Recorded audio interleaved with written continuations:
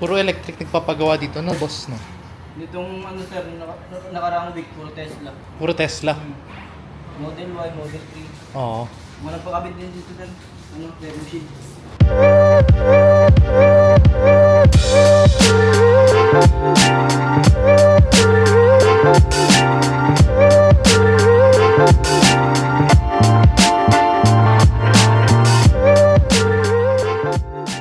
Hi guys, and welcome back to another Cabscar Venture video.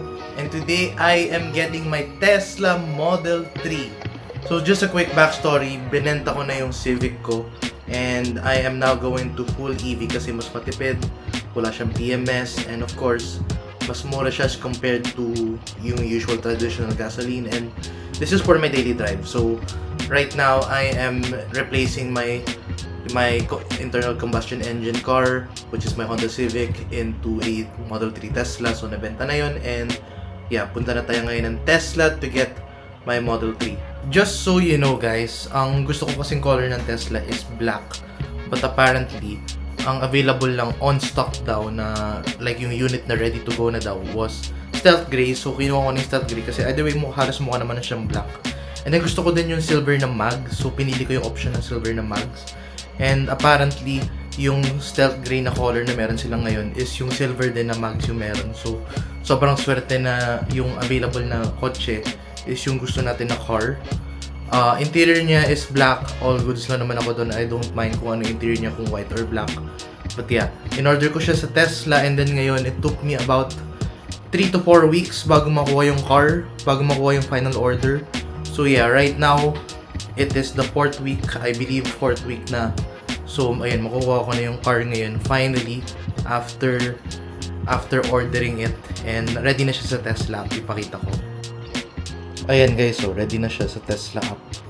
So kukunin na lang natin, ang dadaanan na lang natin sa BGC.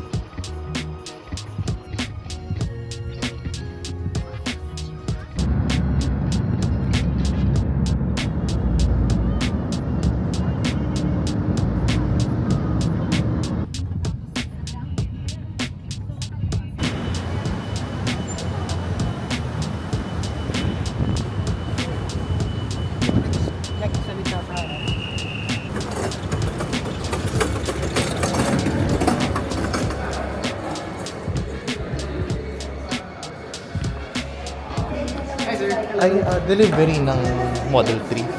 You're for releasing today? For Yes release. sir, we can go upstairs and follow Megs. Okay, sige, thank you. For pickup na, sir? Oh, pick up na.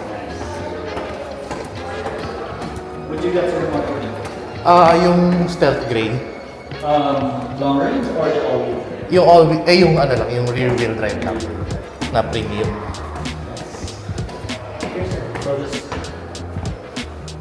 go with you. That's the one there. Sige, thank you.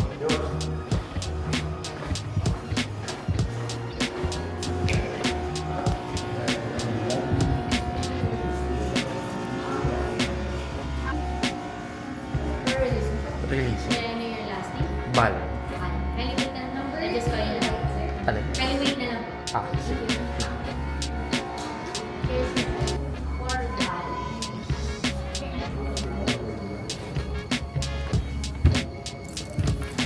May I score your bike?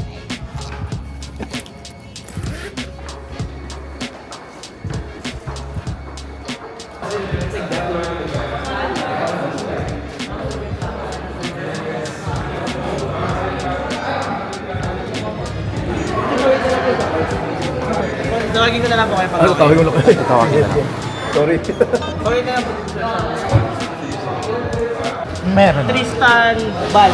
Ah, Ito sir, got yun. okay. Marunong ko na lang sir ng Tesla. Nang, Cellphone, Tesla. ay, sige.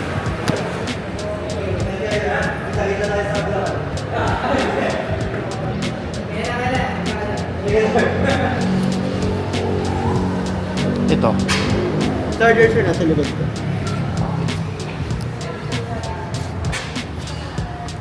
Okay, yung wall connector. Bali, yan, isa-set up na. Sir, pahanap ni Sir Tristan. Tapos sir, yung kicker na natin sa loob. Nasa white envelope siya, 2 pieces. Okay. Okay, so. Ito kahit hindi na naka-keycard. Basta basta cellphone na, no? Ganda. Solid, no?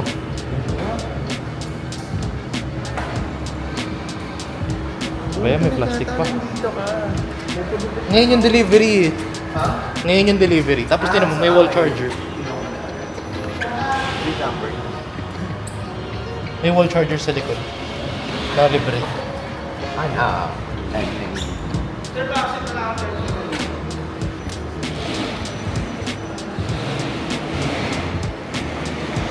Yung battery mo sa 97%. So, pag sinap mo siya, cruise the range.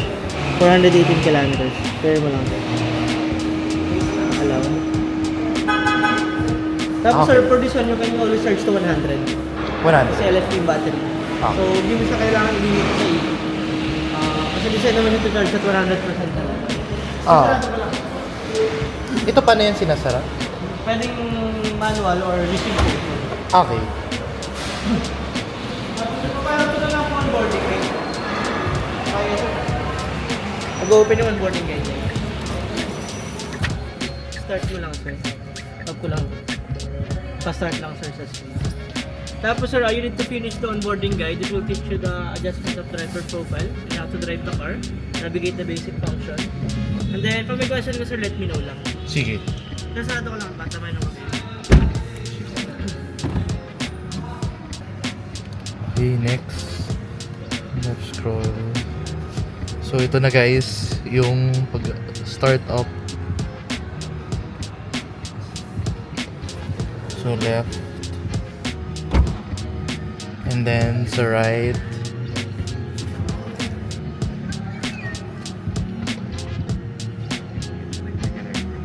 And then, use the left scroll to adjust the steering wheel position. So, left and right. So, yan. And then, adjust yung position niya. So, na-adjust siya. Then, next, homepage layout. Ayan. Command settings, time temperature, more apps, navigation, charging location. Saka natin intindihin yan. Status bar, temperature control. So, standard tayo. Shift into drive, slide down, shift into park. Okay. Function keys, rear view, high beam, it's ito, wipers, or self-driving. Ito na yan. Okay. Hazard warning, flashing lights, press.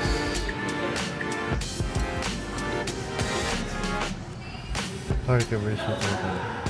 Okay, so ready na. So yun na guys, yung ating Tesla. And yung next part naman ito is pupunta tayo ngayon sa pagtitintan. Kasi as you can see dito sa Tesla to, wala pang currently tint. So magpapalagay tayo ng tint.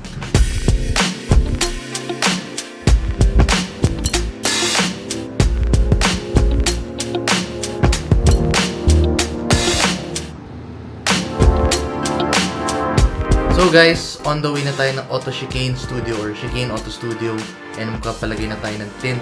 Yun yung tint shop na paglalagyanan ko. Ilang beses na ako actually nakapagpalagay ng tint sa Chicane Auto Studio, and maganda kasi talaga tint nila. Highly recommend, mura pa, and mamaya pakita ko sa inyo doon.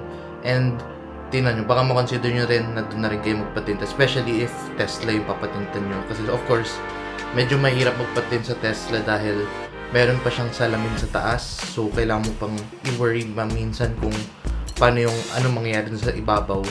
But yeah, let's go to Chicane Auto Studio.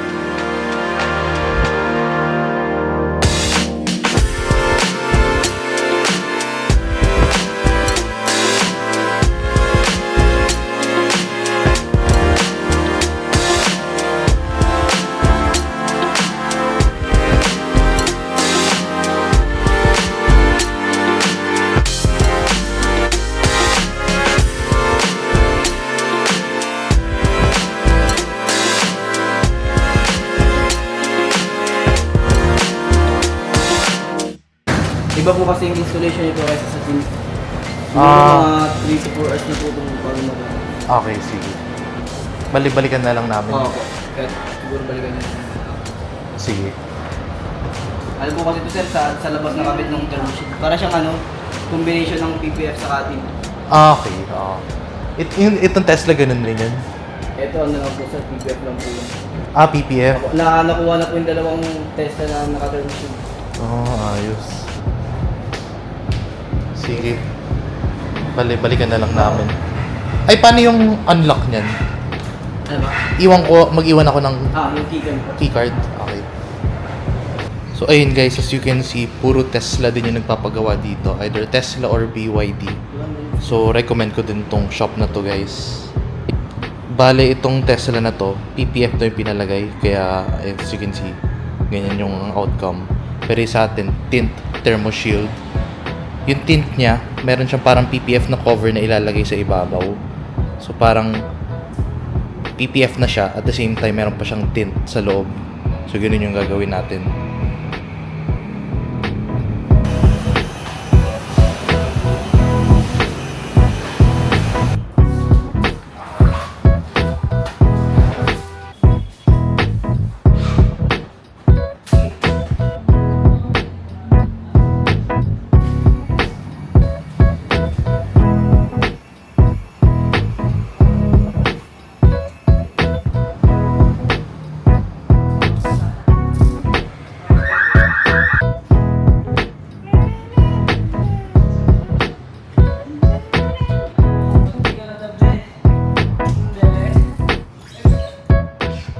Puro electric nagpapagawa dito, no, boss, no? Nitong ano sir, nakaraang week, puro Tesla. Puro Tesla. Model Y, Model 3. Oo. Walang pakabit din dito sir. Thermo sheet. Saka PPF.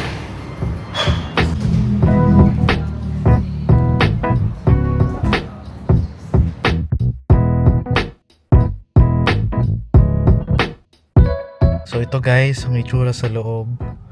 Dark siya sa labas, pero as you can see, kitang kita mo sa loob. Naka magic tint na siya.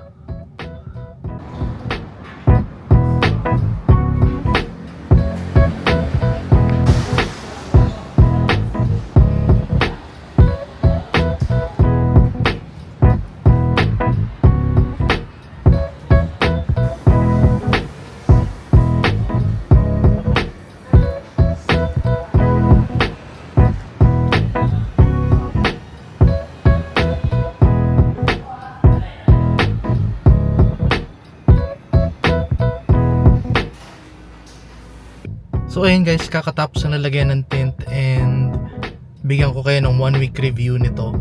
And dito actually puro Tesla yung mga nagpapagawa at saka puro BYD. I highly recommend na dito rin kayo magpagawa guys. Because of course, if magpapagawa kayo ng Tesla as much as possible, gusto nyo dun na sa talagang nakagawa na talaga. And I highly recommend Chicane Auto Studio. So make sure to check Chicane Auto Studio if magpapatint kayo guys, especially if bagong labas yung inyong Tesla. Anyway, I'll end the video here. Hopefully you guys enjoyed the video, yung buong experience of buying a Tesla. How does it feel like and ano yung makikita nyo once pumunta kayo sa Tesla studio. And the same time, di ba, nakapagpalagay din ako ng tint. As much as possible ako, gusto ko may tint kagad yung car paglabas. Walang free tint sa Tesla. So, of course, naghanap ako ng magpapagawa ng tint, and thankfully itong Chicane Auto Studio yung maganda gumawa ng tint when it comes to Tesla and BYD. So, make sure to check that one out. I'll put the link ng Chicane Auto Studio sa description down below if gusto nyo rin magpagawa din dun. But yeah, anyway, yun lang muna video natin. I'll see you guys in the next video. Bye-bye for now.